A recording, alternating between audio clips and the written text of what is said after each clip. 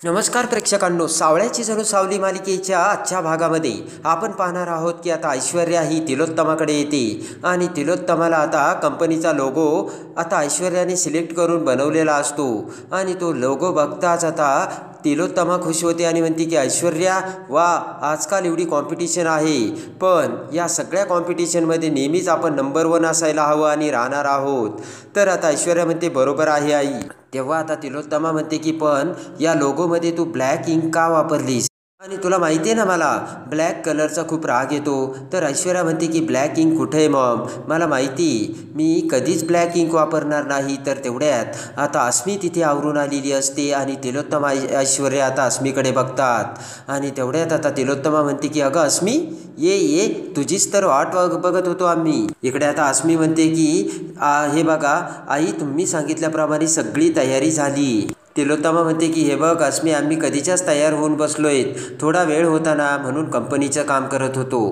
तेवढ्यात आता अस्मी म्हणते की चला मग, सगळी तयारी झाली, तुमचीच तर वाट बघत होतो. तिलोत्तमा ऐश्वर्या जाऊ लागताच इकडे आता ऐश्वर्या म्हणते की पण ती मुलगी कुठे.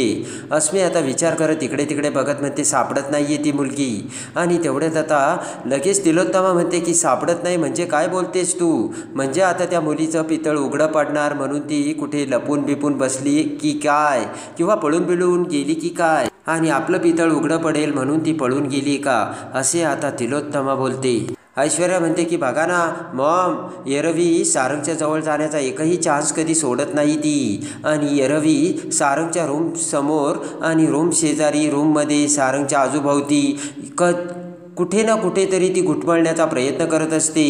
आणि आज बघा ना, चक्क गुढीपाडवा असूनही ती आज सारंगच्या जवळ नाही आहे. तिलोत्तमा म्हणते की ही पोरगी अगदी शुभ मुहूर्तावर ती गायब झालेली आहे, कुठे गेली, कुणाला काही माहिती आहे का. अस्मी म्हणते की नाही, पण ॲक्च्युली मी तिला जाताना बघितलं.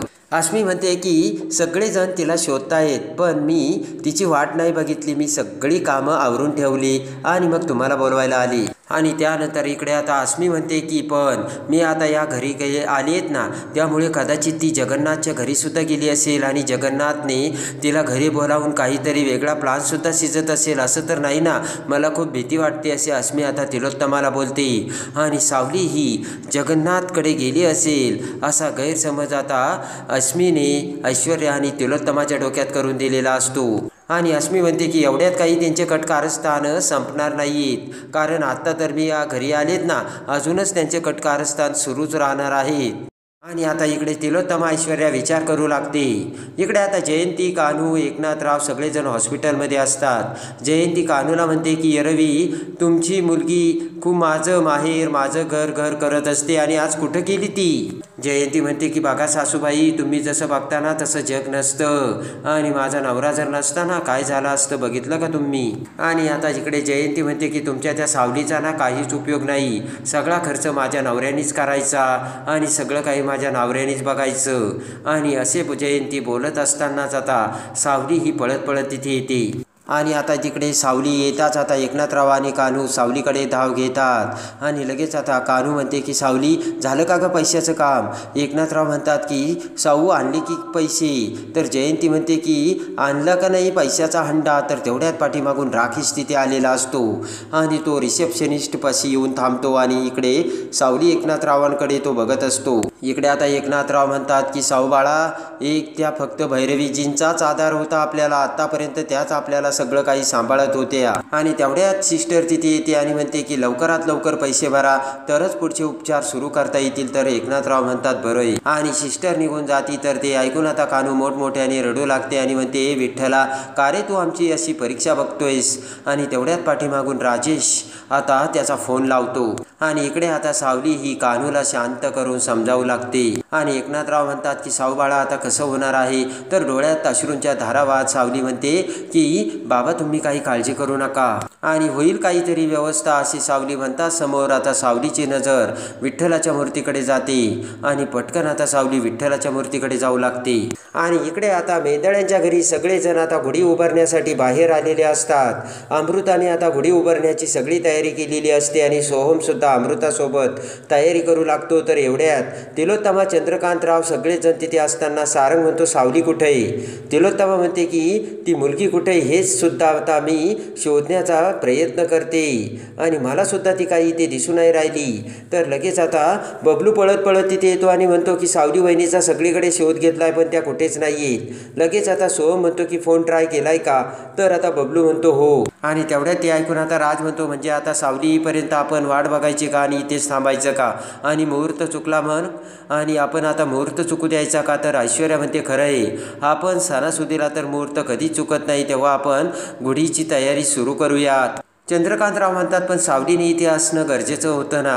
तेव्हा आता नील म्हणतो पण ती दिसत नाहीये, मग आता काय करायचं? आणि तेवढ्यात आता अमृता म्हणते मला वाटतं आपल्या घरातील प्रथेप्रमाणे नवीन जोडप्याने आता पूजा करायला हवी आणि गुढी उभारली पाहिजे, बरोबर आहे ना? आणि एवढ्यात आता तिलोत्तमा म्हणते की एवढी काय अमृता तू त्या मुलीची बाजू घेतेस? म्हणी नवीन जोडपं, आपण लग्न म्हणून तिचा स्वीकारच केला नाही तर कसलं आलं नवीन जोडपं? आणि आपण पूजा सुरू करूयात असे आता तिलोत्तमा बोलते. आणि आता लगेच राज म्हणतो आई तू तिच्याशी एवढं का बोलतेस? तिलोत्तमा म्हणते की कसं बोलावं ते तिला कळतं का? तर राज म्हणतो की तिला मोठ्यांशी कसं बोलावं ना तेच कळत नाहीये. आणि लगेच आता राज म्हणतो की सारंग तू सावलीला सांगितलं होतं ना इथे पूजा आहे म्हणून, मग ती काय इथे नाही आहे आत्ता? तर आता ऐश्वर्या म्हणते की काही नाही आहे तसं. आणि लगेच आता राज म्हणतो की ऐश्वर्या 1 मिनिट तू थांब बरं. आणि राज आता सगळ्यांना म्हणतो तुम्हा कुणाला सावली सांगून गेली होती का? नाही ना. तर आता लगेचच आता ऐश्वर्या म्हणते की मग करूयात सुरुवात. आता आश्मी म्हणते की नाही तर मी. तर लगेच सोहम म्हणतो की नाही तर मी काय, तू आमच्यामधली आहे काय, मग कशाला मध्ये बोलतेस? आणि आता तिलोत्तमा म्हणते की सोहम आपल्या माणसाशी असं बोलतं का? तर लगेच तिलोत्तमा म्हणते की हे बघ आश्मी ऐक ना, आत्ताच आमच्या घरात खूप मोठा गोंधळ चालू आहे, तेव्हा ना तू यामध्ये जरा पडू नकोस. आणि तेवढ्यात आता सारंग म्हणतो की आपण थोडा वेळ थांबूयात का आणि सावलीची वाट बघूयात का? नाही तर दादा आणि वहिनीलाच पूजा करू देत. तिलोत्तमा म्हणते हे बघ सारंग मला नाही वाटत ती पोरगी आता येईल म्हणून, आणि मुळात ती कुठे गेली आपल्या कुणालाच तिने सांगून गेलेली नाहीये. तिने काहीच नाही सांगितलं, मग आपण तिची कशाला वाट बघत बसायची? आणि इकडे आता पटकन सारंग हा सखदेवला खुणावतो, पण सखदेवने खाली मान घातलेली असते, कारण सावलीने सखदेवला सांगण्यासाठी शपथ घातलेली असते. आणि ते बघून आता तिलोत्तमा म्हणते सारंग तू अजून त्या पोरीची किती बाजू घेणार आहेस रे? आणि लगेच आता सारंग म्हणतो आई फक्त थोडा वेळ, आणि थोडा वेळ थांबून जर ती नाही आली तर तू म्हणशील ते सांग करायला मी तयार आहे. आणि इकडे आता हॉस्पिटलमध्ये सावलीने विठ्ठलासमोर हात जोडलेले असतात. ते बघून आता जयंती म्हणते की तुमच्या घरात असंच असतं का? काही जरी संकट आले फक्त विठ्ठलासमोर उभं राहायचं आणि हात जोडत बसायचं, झालं गेलं संकट, नाही का? आणि जयंती म्हणते की आमच्या खानदानामधलं जर कोणी असतं तर असं हात जोडून नसतं उभं राहिलं, काहीतरी बाहेर पडलं असतं आणि खटपट केली असती. आणि आता जयंती म्हणते की काय बाई तुमचं? आणि पटकन आता जयंती ही सखदेवला फोन लावते. बाजूला येत सखदेव आता जयंतीला फोन उचलत म्हणतो की बोल ना जयंती. जयंती म्हणते की काय हो कुठे आहे तुम्ही? किती वेळचे मी तुम्हाला फोन करत होती पण तुम्ही तर बिझी होतात, फोन उचलत नव्हता. तर आता सखदेव म्हणतो की दुबईतल्या लोकांसोबत मीटिंग चालू होती. तर आता असं तर जयंती म्हणते की असं आहे का, तुम्ही तर दुबईचं नाव काढलं ना, मला तर पोर्च खाली असल्यासारखंच वाटतंय. आणि जयंती हसू लागते. आणि त्यानंतर आता जयंती म्हणते की तुम्ही फ्री आहेत ना, मला जरा महत्त्वाचं बोलायचं. तर डोळ्यात पाणी येत सखदेव म्हणतो बोल ना. ती म्हणते की हे बघा डॉक्टर म्हटले ट्रीटमेंट सुरू करायची, तेव्हा पैशाचं काही बघितलं की नाही तुम्ही, तेवढं बघा ना. आणि अप्पू भाऊजींची जर ट्रीटमेंट केली नाही तर पुढे काय होईल तुम्हाला माहिती आहे ना. आणि आता जयंती म्हणते की माझा नवरा आहे ना, मी यांना सांगितलंय आणि ते बघून घेतील, तेव्हा बघा ना जरा 50,000 रुपये मागून कंपनीला जरा थोडासा भार द्या ना आणि बघा काही पैशाची तजवीज होते का, अशी जयंती आता सखदेवला बोलते. आणि त्यानंतर आता एकनाथराव म्हणतात की जरा माझ्याकडे दे. तर जयंती म्हणते की घ्या तुमचे पिताश्री बोलतायत. तर आता फोन कानाला लावताच एकनाथरावला रडू कोसळते आणि एकनाथराव म्हणतात बाळा सखदेवा कसा आहेस रे? सखदेव म्हणतो बाबा मी बरा आहे. आणि लगेच आता एकनाथराव म्हणतात की हे बघ कामावरती लक्ष दे आणि इकडे काही मी सगळं काही बघून घेईल. तर आता सखदेवच्या डोळ्यातसुद्धा पाणी आलेलं असतं आणि इकडे सावली ही विठ्ठलासमोर हात जोडून उभा असते. आणि एकनाथराव म्हणतात की हे बघ साऊ बाळा आहे इकडे, तू काही काळजी करू नकोस. तर आता सखदेव म्हणतो की बाबा मला विचारायला सुद्धा लाज वाटते. तर आता एकनाथराव म्हणतात की सखदेवा तू काहीच विचार करू नकोस, आता आम्ही सगळं काही बघून घेऊ. आणि इकडे आता जयंती म्हणते की अहो असं काय करताय तुम्ही, त्या इकडे फोन माझ्याकडे. आणि आता जयंती फोन घेत सखदेवला म्हणते की हे बघा ताट मानेने तिथे उभा राहायचं आणि बोलायचं मला जायचं म्हणजे जायचंच, आणि पैसे मागायचे आणि पैसे घ्यायचे यायचं, कळलं का तुम्हाला.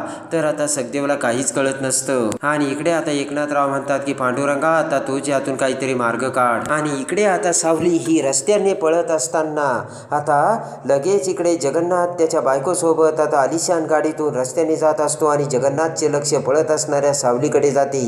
पटकन आता जगन्नाथ सावली समोर येऊन गाडी थांबवतो. कारचा दरवाजा उघडून पटकन जगन्नाथ बाहेर येतो आणि म्हणतो कागं सावली कुठे पळतेस. तेव्हा आता सावली म्हणते की अप्पूला हॉस्पिटलमध्ये ॲडमिट केलं आणि तो ICUमध्ये आहे, त्याचा तापच उतरत नव्हता. आणि जगन्नाथ म्हणतो की मग केलं की ॲडमिट. तर आता सावली म्हणते की कसं करणार पैसे. आणि जगन्नाथ म्हणतो की किती पैसे भरायचेत. तेव्हा आता सावली म्हणते नकोय मला पैसे. आणि लगेच आता जगन्नाथ म्हणतो की नकोय पैसे, मग हॉस्पिटलमध्ये कसं ॲडमिट करणार. जगन्नाथ म्हणतो की हॉस्पिटलमध्ये पैसे भरावे लागणार ना, मग तुझ्या स्वतःकडे आहेत का पैसे. आणि आता लगेच जगन्नाथ म्हणतो हॉस्पिटलमध्ये पैसे भरायचे तुझ्याकडे आहे का पैसे. सावली म्हणते नाही. जगन्नाथ म्हणतो किती भरायचे पैसे. सावली म्हणते पैसे लागणार आहेत पण मी तुमच्याकडून नाही घेऊ शकत. आणि आता जगन्नाथला ते ऐकून राग येतो. जगन्नाथ अलकाला म्हणतो की हिला तुम्ही तुमच्या भाषेत सांगता की मी माझ्या भाषेत सांगू. आणि त्यानंतर अलका म्हणते की तुम्ही थांबा मी समजावून सांगते. त्यानंतर अलका आता सावलीला म्हणते की साऊ बाळा अगं आयुष्यात अडचणी ह्या येतच असतात आणि अडचणी जर आल्या नाही तर ते आयुष्य कसलं. अलका म्हणते सावली तुला एक सांगू का, आपल्यावर ही जी संकटं येतात ती कशामुळे येतात तुला माहिती आहे का. आपल्याला कणखर बनवण्यासाठी आणि आपल्याला त्यातून काहीतरी नवीन शिकता यावं यासाठी संकटं येतात सावली. आणि अलका म्हणते की संकटं जर आली तर आपल्याला आपल्या माणसांची आवश्यकता लागते आणि मग आपल्याला आपल्या माणसांची आठवण येते आणि त्यावेळेस आलेल्या संकटाला हक्काने मागायचं असतं आपल्या माणसापाशी सावली.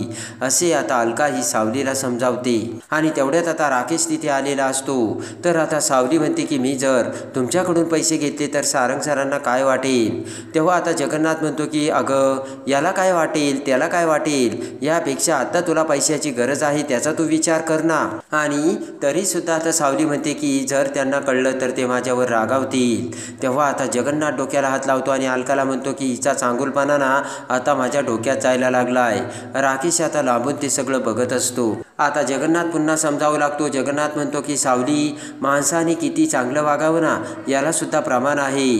आणि हे बघ मी तुझा बाप आहे ना, मी तुझा चांगल्याचाच विचार करतो. जगन्नाथ म्हणतो मी तुला लेक मानलंय, मी तुला पैसे देतो तरीही तू मला नाही म्हणतेस. आणि आता जगन्नाथ राग येऊन म्हणतो की मी हे पैसे माझ्या मेहनतीने कमवलेले आहे, कुणाकडून काही मागून नाही आणलेले. आणि जगन्नाथ म्हणतो मी तुला सांगितलं होतं तुला जर जे काही अडचण आली आणि मदत लागली ना तर या बापाला हाक मार, पण तू काही ऐकतच नाहीये. आणि तू मला म्हणतेस पैसे कसे घेऊ. अगं या जगन्नाथला जर कुणी नाकारलं ना तर मी त्याच्या उंबऱ्यात कधी पाय ठेवत नाही.